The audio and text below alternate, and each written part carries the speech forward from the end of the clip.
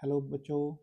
हम लोग last time पढ़ रहे थे कि इक्विवेलेंट रेजिस्टेंस कैसे निकालते हैं। तो हमने उसमें बेसिक चीज़ें समझी कि कैसे हम सीरीज पैरेलल कनेक्शन को देखते हैं, लैडर प्रॉब्लम्स को देखते हैं और इक्विपोटेंशियल क्वेश्चंस को देखते हैं। उसी को हम आगे अभी कंटिन्यू कर रहे हैं और इसमें हम सीखेंगे स्यूडो जंक्शन क्या होता है और बैलेंस व्हीटस्टोन ब्रिज क्या है, उसके क्वेश्चंस को समझेंगे कैसे सॉल्व किया जाता है। ठीक है। तो इसमें एक क्वेश्चन हमारे पास है जिसमें ए और बी के बीच में ये एक हेक्सागोन बना हुआ है। रेगुलर हेक्सागोन हम देख सकते हैं और इसके सभी ब्रांचेस का जो रेजिस्टेंस है वो आर है। तो हमें इक्विवेलेंट रेजिस्टेंस निकालना है ए और बी के बीच में। ये हमारे पास क्वेश्चन है, इसको कैसे करेंगे ये समझना है। तो अगर मैं इस क्वेश्चन को अगर समझने की कोशिश करूं तो मेरे पास क्या क्वेश्चन रहता है कि ए और बी के बीच में अगर हम ये सर्किट को दोबारा से ड्रॉ कर लें अपने लिए तो हमें समझ में आएगा कि क्या हो रहा है। हमने बोला कि ये ए है और इस पॉइंट को हमने ड्रॉ किया। फिर से ये एक रेजिस्टेंस है, कुछ इस तरीके से एक और रेजिस्टेंस है। यहाँ हम फिर से रेजिस्टेंसेस, सारे रेजिस्टेंसेस को ड्रॉ कर रहे हैं बेटा। ठीक है, ये इस तरीके से आर रेजिस्टेंसेस हम देख सकते हैं कुछ इस प्रकार। ये सारे रेजिस्टेंसेस गिवन है यहाँ पे।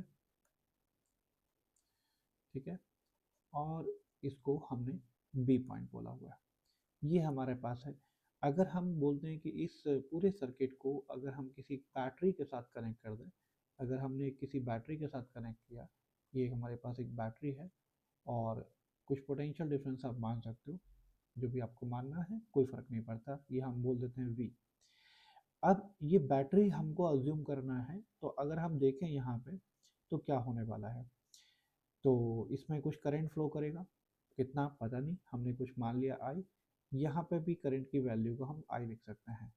अब क्योंकि जो डिफरेंट ब्रांचेस हैं उसमें करंट डिस्ट्रीब्यूट होने वाला है, और वो करंट किस तरीके से डिस्ट्रीब्यूट होगा ये पहले समझो।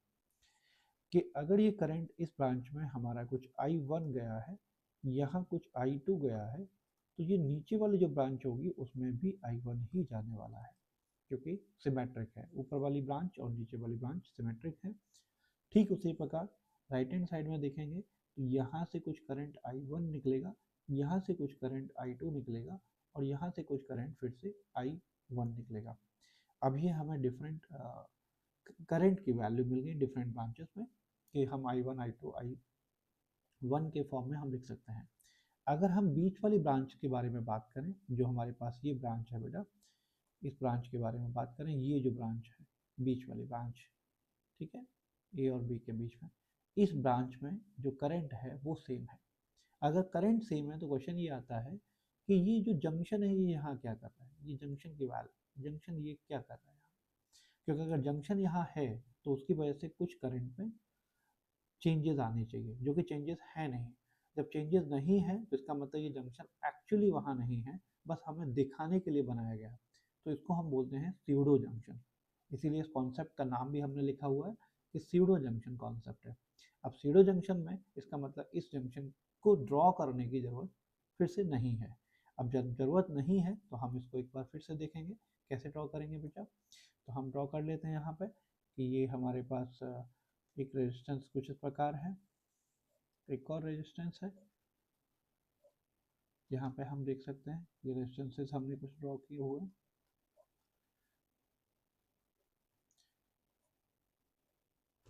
ठीक है, ये कुछ इस तरीके से रेजिस्टेंसेस हैं।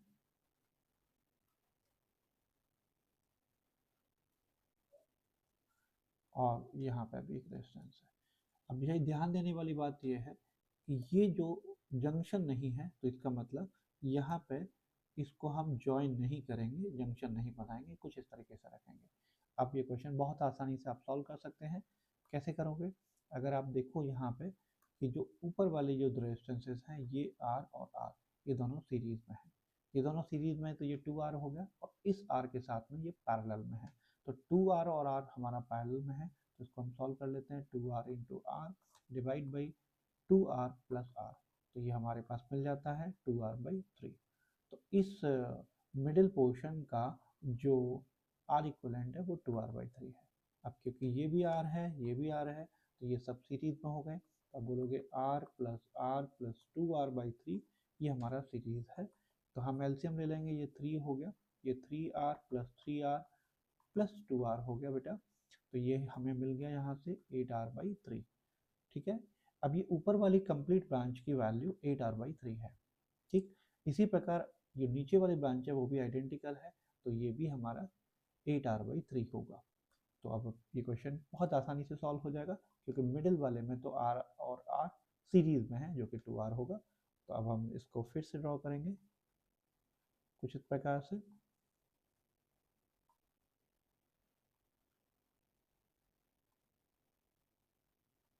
यहाँ पे ये 8R/3 हो गया, ये भी 8R/3 हो गया, और ये यहाँ पे 2R हो गया। अब ये हमें ए और बी के बीच में आर इक्वलेंट निकालना है। तो ये तीनों के तीनों पैरेलल में है, तो कैसे सॉल्व करेंगे?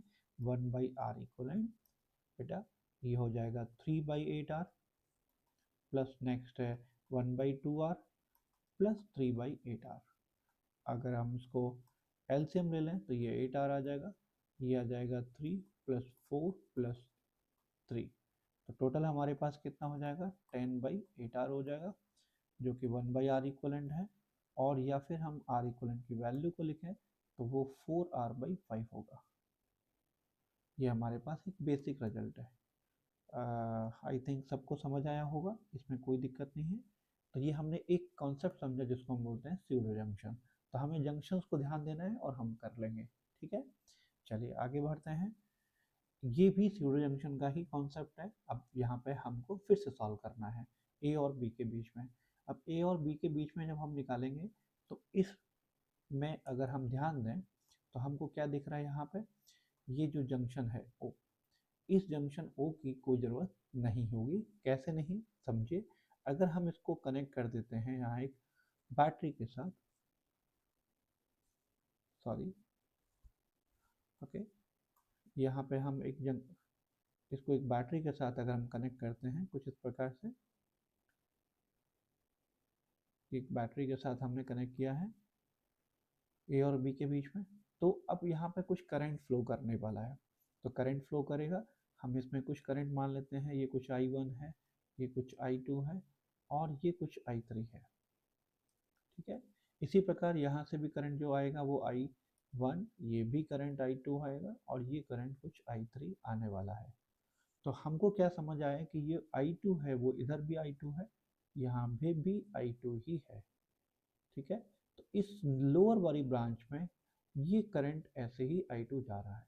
तो इसका मतलब इस जंक्शन का ओ का यहाँ प्रेजेंट होना कोई मीनिंग नहीं रखता, इसको हम हटा सकते हैं। ठीक उसी प्रकार इसको भी हम ऐसे बोल सकते हैं कि यहाँ पे भी इसका कोई मतलब नहीं है, तो इसको भी हम हटा सकते हैं। तो अब हम बोल सकते हैं कि ये 15 एंड 15 ये दोनों सीरीज में है और इस 15 के साथ पैरेलल में है।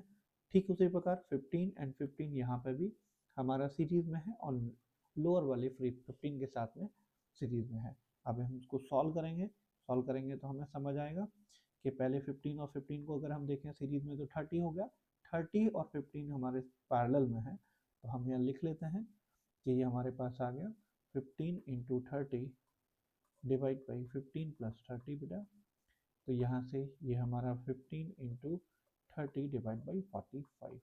तो ये वैल्यू हमारे पास 3 एंड दिस वुड बी 10 ओम। तो ये ऊपर वाली वैल्यू 10 ओम हो गई, नीचे वाली वैल्यू भी 10 ओम हो गई। तो इसको हम रीड्रॉ करेंगे डायग्राम को कुछ इस प्रकार से।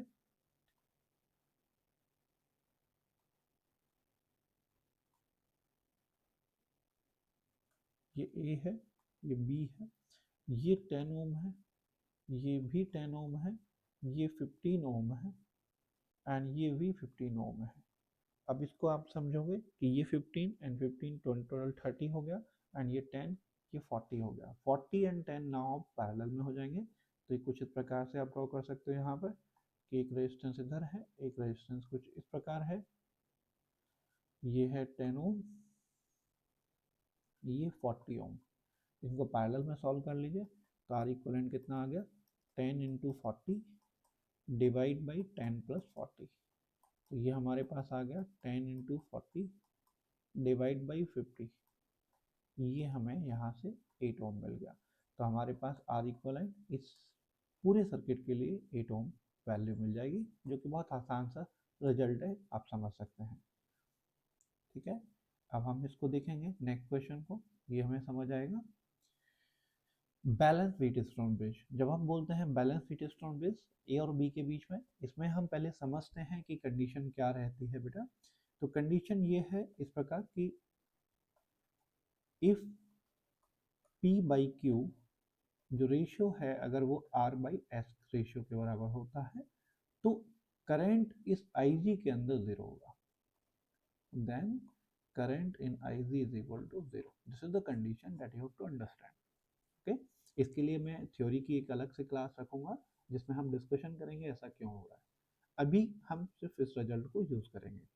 ठीक है, तो ये P बाई आर भी लिख सकते हैं और ये Q बाई एस भी लिख सकते हैं। इन दोनों को भी हम सेम ही रेशियो लेंगे क्योंकि हमने R को लेफ्ट साइड लिया है और Q को राइट हैंड साइड लेके गए।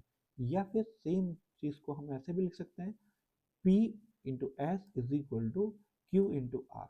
अगर इनमें से कोई भी रेशियो अगर आप लिख रहे हो, उन सब का मतलब सेम ही है।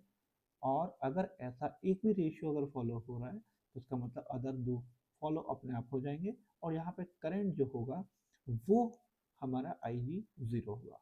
अगर IG जीरो है इसका क्या मतलब हुआ कि यहाँ पे कोई करंट नहीं फ्लो कर रहा है, मतलब ये पॉइंट कुछ C रहा होगा, ये कुछ पॉइंट D रहा होगा, C और D का पोटेंशियल सेम है। तो C और D का पोटेंशियल सेम है, मतलब इसमें कोई करंट नहीं फ्लो करेगा। तो ये जो G वाला रेजिस्टेंस है इसका कोई यूज नहीं है, यूजलेस रेजिस्टेंस हो गया, इसको निकाल देते हैं। तो यहाँ पे हमें क्या समझ में आया, कुछ प्रकार समझ आया कि ये जो P है और Q है, ठीक इसी प्रकार ये P है और ये Q है, इसको हम सीखते हैं यहाँ से कि ये P हो गया, ये Q हो गया, ये R हो गया, ये S हो गया। अब P Q सीरीज में है, R S हमारा सीरीज में और एक दूसरे के साथ पैरेलल में है, जिसको हम बोलते हैं यहाँ से AB। ठीक है, अब हम यहाँ देखेंगे कि R इक्वलेंट की वैल्यू कितनी आएगी। तो R इक्वलेंट की वैल्यू हो जाएगी P प्लस क्यू। ओके, ये सीरीज में हो गया, ऐसे ही R प्लस एस भी सीरीज में हो गया, divide by P plus Q plus ये हमारा R प्लस एस हो गया। तो ये हमारे पास R इक्वलेंट की वैल्यू मिल जाती है, जो कि बहुत ही आसान सा रिजल्ट है। ठीक है, इसको आप याद भी कर सकते हो, समझ भी सकते हो, बहुत आसान है। चलिए आगे समझते हैं। ये एक एप्लीकेशन है जहाँ पे हमें ए और बी के बीच में क्या करना है, इक्विवेलेंट रेजिस्टेंस निकालना है। ये एप्लीकेशन है जो अभी हमने पढ़ा बैलेंस व्हीटस्टोन ब्रिज का। तो कैसे करेंगे इसमें आपको ध्यान देना है, क्योंकि इसमें कोई क्लियर पिक्चर हमें नज़र नहीं आ रही है कि ये बैलेंस व्हीटस्टोन ब्रिज है भी कि नहीं है, अगर है तो कैसे है वो समझते हैं। तो आपको क्या करना है, जंक्शंस पे जैसा कि मैंने आपको पहली वीडियो में समझाया था, सेकंड वीडियो में भी समझाया है कि जंक्शंस पर नंबरिंग कर लीजिए आप। ओके, तो अगर आपने वो वीडियोस नहीं देखे हैं तो आप एक बार देख लें, तो आपको बेसिक्स क्लियर हो जाएंगे उसके लिए। अब यहाँ पे ये नंबर्स हम देख रहे हैं, यहाँ से ए से अगर हम देखें तो ये पॉइंट है ए, और इस ए के बाद पहला पॉइंट आता है 1। ओके, अब देखेंगे 1 से 2 के बीच में एक रेजिस्टेंस है और 1 से 3 के बीच में भी एक रेजिस्टेंस है, मतलब हमें दो रेजिस्टेंसेस लगाने पड़ेंगे, एक यहाँ 2 के लिए और एक यहाँ 3 के लिए। ओके, दोनों रेजिस्टेंसेस आर आर हैं, ये हम लिख लेते हैं। अब 2 और 3 के बीच में भी एक रेजिस्टेंस है, तो यहाँ से 2 और 3 के बीच में भी एक रेजिस्टेंस है जो हमने लिख दिया आर। ठीक उसी प्रकार 2 से 4 के बीच में भी एक रेजिस्टेंस है एंड 3 से 4 के बीच में भी एक रेजिस्टेंस है। तो 2 से 4 के बीच में भी एक रेजिस्टेंस हो गया जो कि 4 पॉइंट है, और ठीक उसी प्रकार ये 3 पॉइंट था, 3 से 4 के बीच में भी एक रेजिस्टेंस हो गया। आफ्टर 4 ये पॉइंट बी मिल जाता है। अब क्योंकि ये सारे रेजिस्टेंसेस आर आर हैं, तो आप फिर से देखोगे कि रेशियो यहाँ पर मेंटेन है कि नहीं। तो पहला resistance, second resistance ratio and third resistance and fourth resistance ratio निकालते हैं। तो R by R ratio 1 and 2 का, एंड दूसरा हमारे पास थर्ड एंड फोर्थ रेजिस्टेंस का रेशियो भी आर बाई आर है जो कि 1 है, तो बराबर है। इसका मतलब इस मिडिल रो में कोई भी करंट फ्लो नहीं करने वाला है, नहीं करने वाला है, इसको हटा देते हैं। तो ये पहले दो आर सीरीज में आ गए, नीचे वाले दो आर फिर से सीरीज में आ गए एक दूसरे के साथ पैरेलल में। तो इसका सीरीज में रेजिस्टेंस कितना हो गया, 2R हो गया। इसका सीरीज में रेजिस्टेंस कितना हो गया, 2R हो गया। तो इसको फिर से रीड्रॉ कर लेंगे कि यहाँ पे ये 2r वैल्यू है, ये भी 2r वैल्यू है बेटा, ठीक है, ये 2r और ये भी 2r वैल्यू है। अब इसको हम सॉल्व करेंगे तो हमारे पास a और b के बीच में जो भी रेजिस्टेंस आएगा वो बहुत ही सिंपल सा रिजल्ट है, ये 2r into 2r and divide by 2r plus 2r होगा। ओके, और इसको बहुत आसानी से आप बोल सकते हो कि ये वैल्यू भी हमारी कितनी आने वाली है, r वैल्यू आने वाली है, ठीक है। तो r इक्वलेंट यहाँ पे r हो जाएगा, ठीक है। आगे समझते हैं, ये भी सेम जो रिजल्ट हमने अभी समझा वैसा ही रिजल्ट है जिसको हमें देखना है कि आर इक्वलेंट हमको निकालना है ए और बी के बीच में। ए और बी के बीच में अगर हम आर इक्वलेंट निकालेंगे तो कैसे करेंगे, यहाँ पे हम नंबरिंग कर लेते हैं। ये पॉइंट था पहला पॉइंट 1, ठीक है, जिसको हमने एफ पॉइंट भी बोला है। मैं इस पॉइंट को बोल देता हूँ 2 एंड इस पॉइंट को हम बोल देते हैं कुछ 3 और इस पॉइंट को कुछ बोल देते हैं 4। ओके, तो ये नंबर्स आपको बहुत आसानी से समझ में आते हैं। आप क्या करोगे, फिर से इसको रीड्रॉ करोगे बेटा, यहाँ से बोलोगे ये ए है, ये फर्स्ट पॉइंट आता है 1। अब 1 से 2 के लिए भी एक रेजिस्टेंस है, अगर आप देख पा रहे हैं यहाँ से 1 से 2 की तरफ भी एक रेजिस्टेंस जा रहा है और 1 से 3 की तरफ भी एक रेजिस्टेंस जा रहा है। तो दो रेजिस्टेंसेस हैं, तो हम ड्रॉ करेंगे यहाँ पे कि 1 से 2 की तरफ भी एक रेजिस्टेंस है एंड 1 से 3 की तरफ भी एक रेजिस्टेंस है। ये 3 है, ये भी R है, ये भी R है, दोनों बराबर है। अब 2 से 3 के बीच में भी एक रेजिस्टेंस है जो कि आप देख पा रहे होंगे, ये 2 से 3 के बीच में भी एक रेजिस्टेंस है। आपने यहाँ पे 2 से 3 के बीच में भी एक रेजिस्टेंस को ड्रॉ कर दिया, ठीक है। अब आप देखोगे कि 2 से 4 में एक रेजिस्टेंस है एंड 3 से 4 में भी एक रेजिस्टेंस है। तो यहाँ पे कोई पॉइंट है 4 और ये 2 से 4 में भी एक रेजिस्टेंस है जिसको R बोल रहे हैं, ये भी R है एंड ठीक उसी प्रकार 3 से 4 में भी एक रेजिस्टेंस है, ठीक है, ये भी वैल्यू R है। After that 4 point that is the B point that I am writing it, this is AB। अब आप समझ सकते हो, फिर से आप रेशियो देखोगे तो क्या रेशियो आने वाला है, ये R by R, R by R। तो ये रेशियोज बराबर है, R by R is equal to R by R ratio that is equal to 1। तो अगर ये है तो इसका मतलब ये जो मिडल वाला जो रेजिस्टेंस है ये यूजलेस हो गया, मतलब इसका कोई करंट नहीं फ्लो करेगा, तो इसको हम हटा सकते हैं। तो यहाँ से हमें क्या मिल गया, फिर से हम वैसे ही ड्रॉ करेंगे कि यहाँ ऊपर हो गया ये आर एंड आर सीरीज में, ये वाला पार्ट सीरीज में हो गया जो कि 2r हो गया बेटा, एंड फिर से ये 2r हमारा जी वाला सीरीज में हो गया आर एंड आर। तो यहाँ से भी 2r मिल गया, दोनों पैरेलल में है। अभी हमने सॉल्व किया है तो हम समझ सकते हैं डायरेक्टली कि इसकी वैल्यू भी आर इक्वलेंट की वैल्यू कितनी आने वाली है, आर आने वाली है, ठीक है। बहुत ही आसान था, चलिए आगे समझते हैं। अब ये भी एप्लीकेशन है, ये ऑलरेडी जेई मेन का क्वेश्चन है, पीछे भी हमने जो क्वेश्चंस किए हैं उसमें बहुत सारे जेई मेन के क्वेश्चंस हैं, ठीक है। अब हमें ए और बी के बीच में यहाँ पे फिर से हमें क्या करना है, रेजिस्टेंस निकालना है। आपको क्या दे रखा है, एक ट्रायंगुलर पिरामिड है as shown in figure, each segment have same length, each segment have same length and the resistance between A and B already आपको लिखा हुआ है R by N है, find the value of N, find the value of N, this is the question. So how to solve it, redraw this diagram, तो for that we have to write the numbers बेटा।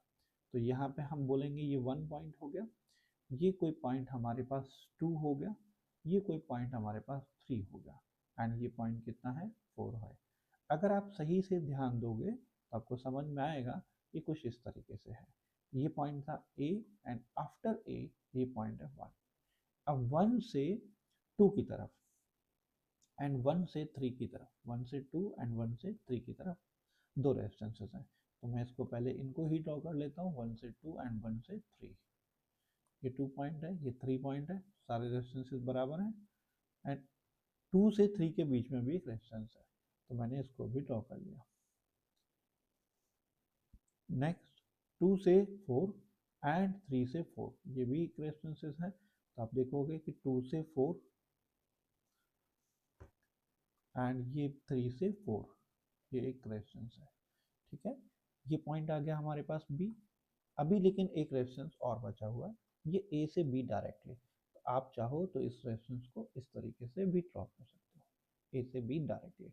अभी आपको समझ आता है कि ये रेफरेंस आर है, ये भी आर है, ये आर है, आर है, और ये भी आर है, ये वैल्यू भी आर है। तो आपको ऊपर वाला पता है बैलेंस व्हीटस्टोन ब्रिज है, ओके, क्योंकि जो रेशियो होगा इस आर एंड आर का 1:1 हो जाएगा, यहाँ पर भी 1:1 होगा, ये यूजलेस होगा।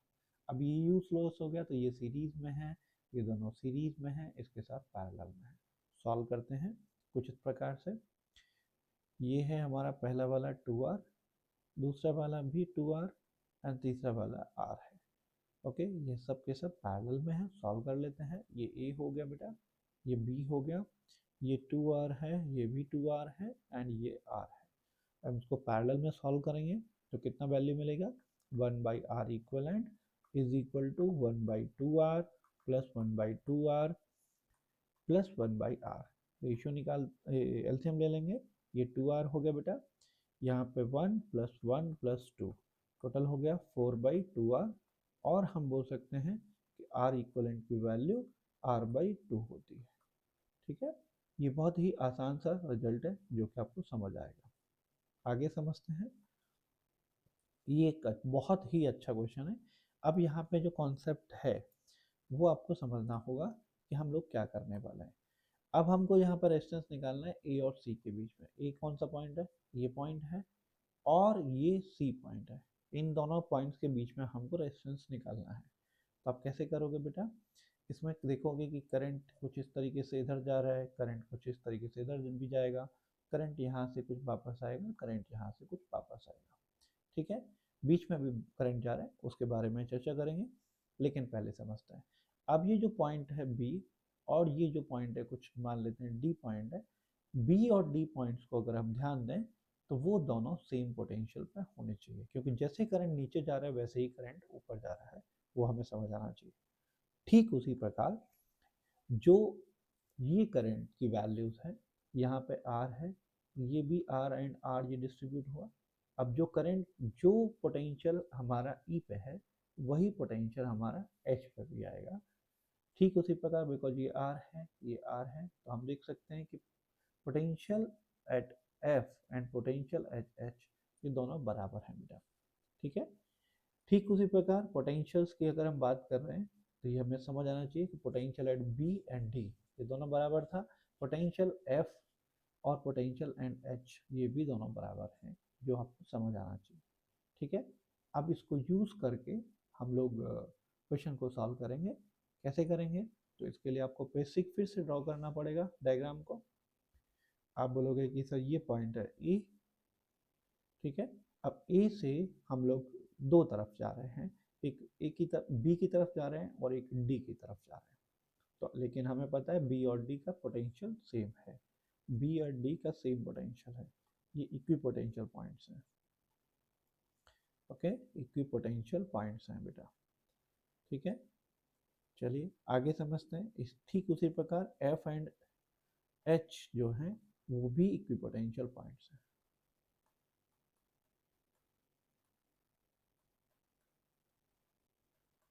इक्वी पोटेंशियल पॉइंट्स हैं।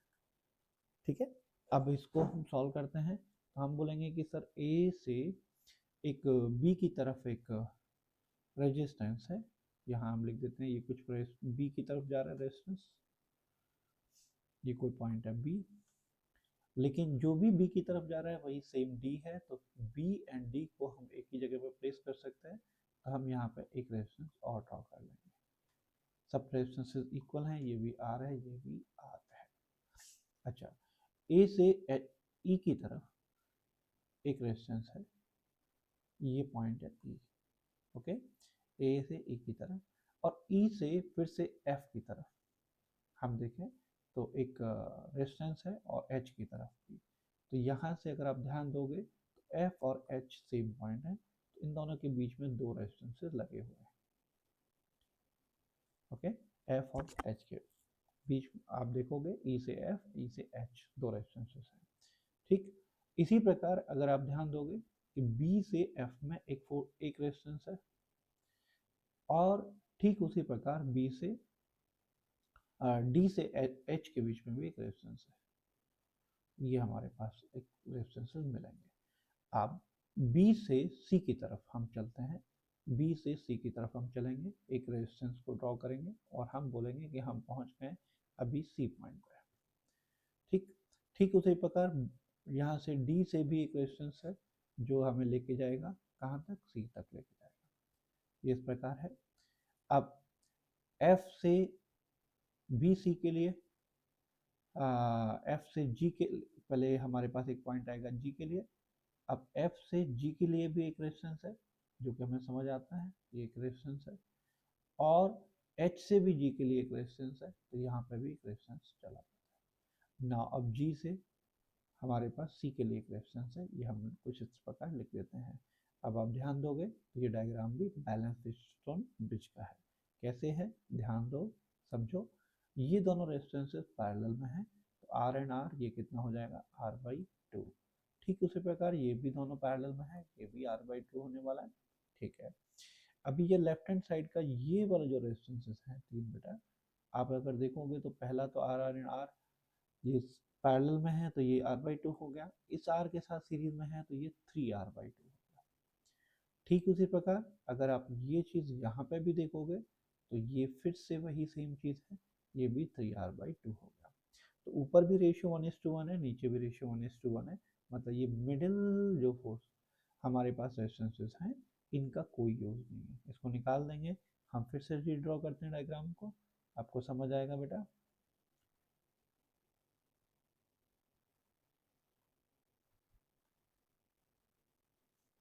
ये ए है, ये बी है। अभी हमारे पास ए से मतलब अगर हम रेजिस्टेंस देखें तो पहला रेजिस्टेंस हो गया आर बाई टू, ये भी आर बाई टू हो गया। यहाँ पे three R by two plus three R by two हो गया। ये दोनों सीरीज में है, लोअर पार्ट अपर पार्ट भी सीरीज में है, देन पैरेलल में है। तो यहाँ से आर इक्वलेंट की वैल्यू अगर हम सॉल्व करने जाएंगे तो हमको क्या मिलने वाली है, देखो आप बोलोगे कि आर इक्वलेंट ऊपर वाला आर हो गया, नीचे वाला थ्री आर हो गया, तो three R divide by R plus three R. आप सही से समझोगे तो ये बन जाएगा थ्री आर बाई फोर। तो ये हमारे पास आर इक्वलेंट की वैल्यू आ गई। तो होप सबको समझ आया होगा। तो आज की क्लास को हम यहीं तक रखेंगे। हमने ये चीज़ सीखी है, बहुत ही बेसिक है। एक क्वेश्चन के साथ मैं आपको क्लास को एंड करता हूँ, आप इसको ट्राई करना। ये हमारे पास एक बहुत ही आसान क्वेश्चन है कि ए और डी के बीच में हमको आर इक्वलेंट निकालना है। एक छोटी सी हिंट दे के छोड़ दे रहा हूँ आपको। ये बी और अगर आप सी को देखोगे तो इन दोनों का कोई कनेक्शन नहीं है सोर्स से, जिसका मतलब इन दोनों का यूज नहीं होने वाला है। बाकी आप ट्राई करेंगे तो आपका आंसर मिलेगा। थैंक यू सो मच, और आप ऐसे ही वीडियो देखते रहिए। और जो भी आपके कमेंट्स हैं, जो भी आपके सजेशंस हैं, आप प्लीज़ कमेंट बॉक्स में डालिए, मैं उनको अप्लाई करने की कोशिश करूँगा ताकि हम इस चैनल को और अच्छा कर पाएँ, आपके लिए सूटेबल कर पाएँ। इस चैनल का मेन मोटिव है कि जो नीट के बच्चे हैं जिनको रिलीवेंट कंटेंट नहीं मिलता है, जेई मेन के स्टूडेंट्स हैं जिनको एक रिलीवेंट कंटेंट नहीं मिलता है एग्ज़ाम के लिए, बहुत सारे अच्छे एजुकेटर हैं यूट्यूब पे, बहुत अच्छे अच्छे टीचर्स हैं, I respect all of them. But relevancy की बात करें तो उनके पूरे कोर्स में कितने क्वेश्चन रिलीवेंट है एग्जाम के लिए, वो एक क्वेश्चनेबल रहता है हमेशा। तो अभी मैं कोशिश कर रहा हूँ कि एक हम कोर्स स्टार्ट करेंगे जिसमें हम रिलीवेंट क्वेश्चंस को एक एक टॉपिक वाइज हम पढ़ते जाएंगे। तो अभी मेरा फोकस है फर्स्ट आर इक्वलेंट, फिर हम इसके और टॉपिक्स पे भी बात करेंगे। ठीक है, thank you so much, bye bye.